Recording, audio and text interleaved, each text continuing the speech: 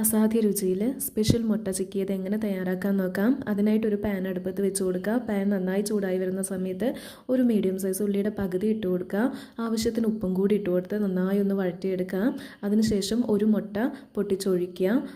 മുട്ടയും കൂടി നന്നായി ഒന്ന് വഴറ്റി കൊടുക്കുക. മുട്ട ഏകദേശം പാനിൽ നിന്ന് വിട്ടുവരുന്ന പാകമാവുന്ന സമയത്ത് അതിലേക്ക് ഒരു പിഞ്ച് മഞ്ഞൾപ്പൊടി, പിന്നെ അതുപോലെ ഒരു 1/4 ടീസ്പൂൺ കുരുമുളക് പൊടി, ഒരു 1/4 ടീസ്പൂൺ ചിക്കൻ മസാലയും കൂടി ഇട്ട് കൊടുത്ത് പൊടികളുടെ പച്ചക്കുത്തൊന്ന് മാറുന്നത് വരെ നന്നായി ഒന്ന് ഇളക്കി കൊടുത്താൽ നമ്മുടെ സ്പെഷ്യൽ മുട്ട ചിക്കിയത് റെഡി. ചാനൽ ഇഷ്ടമായാൽ ഷെയർ ചെയ്യുക, ലൈക്ക് ചെയ്യുക, സബ്സ്ക്രൈബ് ചെയ്യുക.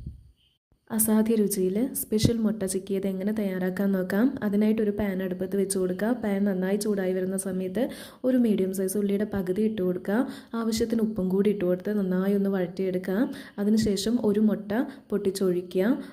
മുട്ടയും കൂടി നന്നായി ഒന്ന് വഴറ്റി കൊടുക്കുക. മുട്ട ഏകദേശം